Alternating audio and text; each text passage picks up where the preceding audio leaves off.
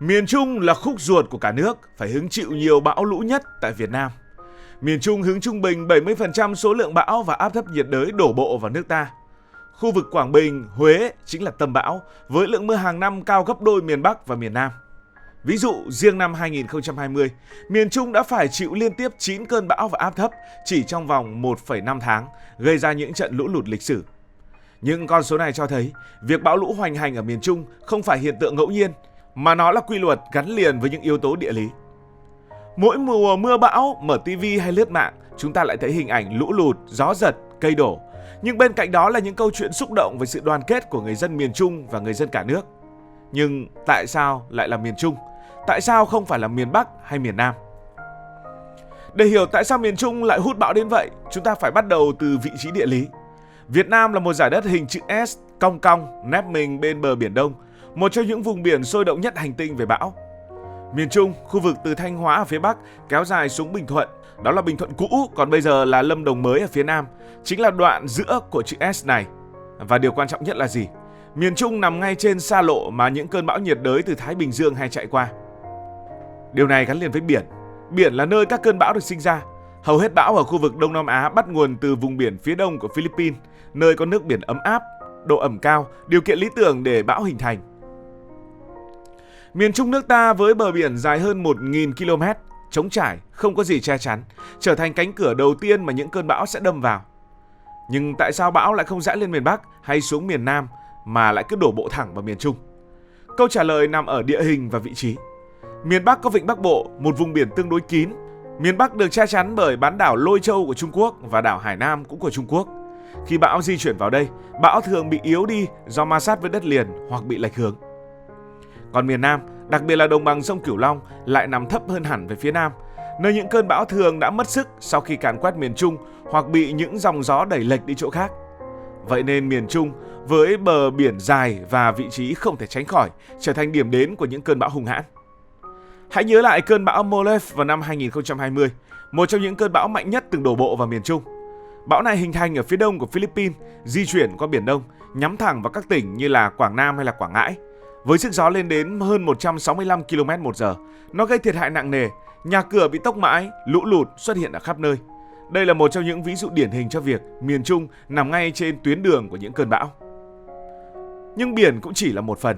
Bão thường đi kèm với lũ và bão thường đi kèm với mưa. Nó liên quan đến dãy Trường Sơn. Ngày xưa mình nhớ học địa lý có một câu rất kinh điển: dãy núi chạy dọc miền Trung của nước ta là dãy Trường Sơn. Nếu bạn từng đi du lịch miền Trung, chắc chắn đã nghe đến dãy núi hùng vĩ này, nơi có những con đèo ngoạn mục như là đèo Hải Vân hay là đèo Ngang. Nhưng ít ai biết rằng, dãy Trường Sơn không chỉ là một biểu tượng mà còn là nguyên nhân khiến mưa bão ở miền Trung thêm phần dữ dội. Dãy Trường Sơn chạy dọc theo phía tây của miền Trung, từ phía Thanh Hóa xuống tận Tây Nguyên.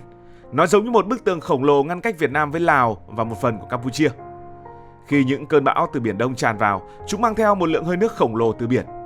Nhưng mà khi hơi nước gặp dãy Trường Sơn, chuyện gì sẽ xảy ra? Hơi nước trong không khí bị đẩy lên cao do không thể vượt qua được những ngọn núi cao cả 1000 mét. Và khi hơi nước bay lên, nó nguội đi, ngưng tụ, tạo thành những đám mây dày đặc, dẫn đến những trận mưa như trút nước. Hiện tượng này được gọi là hiệu ứng chắn gió. Hình dung như thế này cho dễ. Bão giống như là một người mang theo một túi nước lớn, một túi nước khổng lồ. Khi gặp dãy Trường Sơn, túi nước này bị ép chặt, nước sẽ tràn ra ngoài. Và thế là mưa lớn đổ xuống miền Trung. Thế là miền Trung lại phải hứng chịu. Nhưng chưa hết, dãy Trường Sơn còn làm một việc khác, đó là nó giữ gió của bão ở lại miền Trung. Thông thường khi bão đổ bộ vào đất liền, nó sẽ mất năng lượng do ma sát với mặt đất và tan đi nhanh chóng. Nhưng ở miền Trung, dãy Trường Sơn như một rào cản khiến bão di chuyển chậm lại, thậm chí quẩn quanh ở trong khu vực. Kết quả là mưa bão kéo dài nhiều ngày, gây lũ lụt nghiêm trọng. Một lý do khác khiến miền Trung lại càng khổ hơn chính vì địa hình thấp trũng. Địa hình miền Trung là một dải đất hẹp kẹp giữa Biển Đông ở phía đông và dãy Trường Sơn ở phía tây. Không giống như miền Bắc với đồng bằng sông Hồng rộng lớn hay miền Nam với đồng bằng sông Cửu Long mênh mông. Miền Trung chỉ có những đồng bằng nhỏ, hẹp như đồng bằng ven biển Quảng Nam hay là đồng bằng Huế. Khi mưa lớn đổ xuống, nước từ các con sông phần lớn bắt nguồn từ dãy Trường Sơn chảy xuống các vùng đồng bằng này. Nhưng vì địa hình hẹp, nước không kịp thoát ra biển. Thêm vào đó, nhiều khu vực ở miền Trung có hệ thống sông ngòi rất ngắn và rất dốc, như sông Hương ở Huế hay sông Thu Bồn ở Quảng Nam.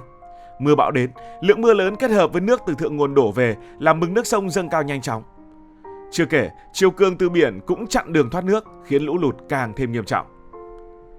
Hãy lấy ví dụ về thành phố Huế. Huế nằm ở vùng đồng bằng ven biển với sông Hương chảy qua. Mỗi khi bão đến, mưa lớn từ Trường Sơn đổ xuống, nước sông Hương dâng cao và chiều cường từ biển đẩy ngược vào. Kết quả Huế thường xuyên bị ngập lụt nặng, cảnh đại nội chìm trong nước không phải là hiếm, với nước ngập sâu cao cả mét ở nhiều khu vực. Năm 1999, trận lũ lụt lịch sử ở Huế đã khiến hàng chục nghìn ngôi nhà chìm trong nước và câu chuyện này lặp lại nhiều lần ở trong lịch sử. Tiếp theo chúng ta cùng đến với một nguyên nhân khác, cái này ít được nói đến và cũng hơi khó hình dung, đó là gió mùa và những dòng hải lưu. Việt Nam thì nằm ở một khu vực chịu ảnh hưởng của gió mùa Đông Nam Á và điều này thì ảnh hưởng rất lớn đến mưa bão ở miền Trung. Khoảng thời gian từ tháng 6 đến tháng 11, gió mùa Đông Bắc thổi từ phía Đông Bắc xuống mang theo không khí ẩm từ Biển Đông. Gió này không chỉ đẩy những cơn bão từ Thái Bình Dương về phía Việt Nam mà còn làm tăng lượng mưa khi bão đổ bộ. Còn về dòng hải lưu thì sao? Biển Đông là một vùng biển đặc biệt với nước biển thường ấm hơn 26 đến 27 độ C. Đây là nhiệt độ lý tưởng để bão hình thành và duy trì sức mạnh của nó. Những dòng hải lưu ấm ở Biển Đông giúp cung cấp năng lượng cho bão. Khi bão di chuyển qua những vùng nước ấm này, nó giống như được tiếp thêm năng lượng, trở nên mạnh mẽ hơn trước khi đổ bộ vào đất liền. Và các tỉnh miền Trung thường là nơi bão đạt sức mạnh tối đa, vì đây là điểm đổ bộ đầu tiên sau khi bão được nạp năng lượng và tăng tốc ở trên biển.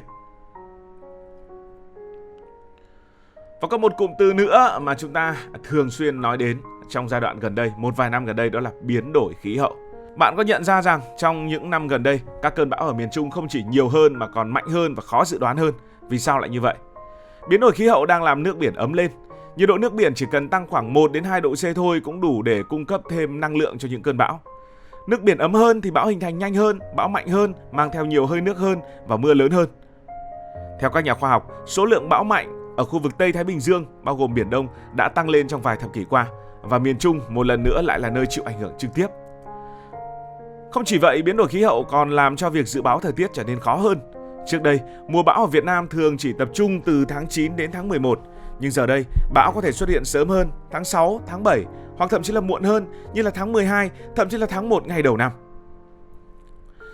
Tất nhiên là chúng ta không chỉ đổ lỗi cho hoàn toàn yếu tố về tự nhiên và địa lý, mà ở đây cũng có vai trò của con người. Diện tích rừng đang ngày càng bị thu hẹp. Trong những năm này thì việc phá rừng ở thượng nguồn đã làm thay đổi dòng chảy tự nhiên. Con người đúng là đã góp phần làm tình hình thêm phức tạp. Nào là xây dựng nhà cửa, xây dựng cơ sở hạ tầng ở những khu vực thấp trũng hoặc gần sông mà không có hệ thống thoát nước tốt, khiến lũ lụt dễ xảy ra hơn. Và trước khi kết thúc video này, mình muốn dành một phần để nói về con người miền Trung. Những con người, những nhân vật chính trong câu chuyện này. Dù phải đối mặt với mưa bão, lũ lụt, người dân miền Trung luôn thể hiện một tinh thần kiên cường, bất khuất, đáng nể. Bạn còn nhớ hình ảnh trong những mùa mưa lũ hàng năm hay không? Đó là những hình ảnh về những con người bất chấp sóng gió để cứu những người đồng bào của mình. Những tình nguyện viên lội nước mang lương thực đến những vùng ngập, hay những gia đình dù mất nhà cửa vẫn chia sẻ từng gói mì, từng chai nước cho hàng xóm. Đó chính là tinh thần của miền Trung. Vùng đất không chỉ chịu thiên tai mà còn là nơi chứng kiến sự đoàn kết và ý chí mạnh mẽ của người dân Việt Nam. Hy vọng qua câu chuyện này, các bạn không chỉ hiểu thêm về địa lý mà còn thêm yêu và trân trọng miền Trung. Nếu bạn thấy video này thú vị, hãy nhấn like, share và subscribe để ekip có thêm động lực làm thêm nhiều nội dung hay hơn nữa. Cảm ơn vì đã quan tâm theo dõi câu chuyện này. Còn bây giờ thì xin được nói lời chào tạm biệt. Đừng quên để lại bình luận, chia sẻ suy nghĩ của bạn về miền Trung hay những câu chuyện về mưa bão mà bạn từng nghe, từng được chứng kiến. Cảm ơn vì đã đồng hành. Hẹn gặp lại trong những video kế tiếp.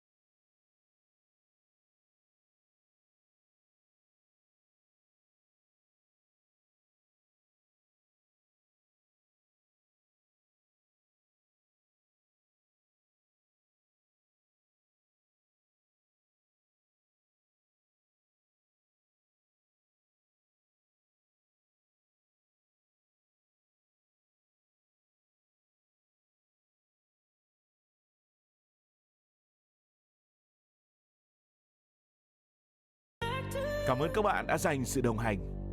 Cùng Hải Thanh Story đi qua những vùng đất, khám phá những điều mới.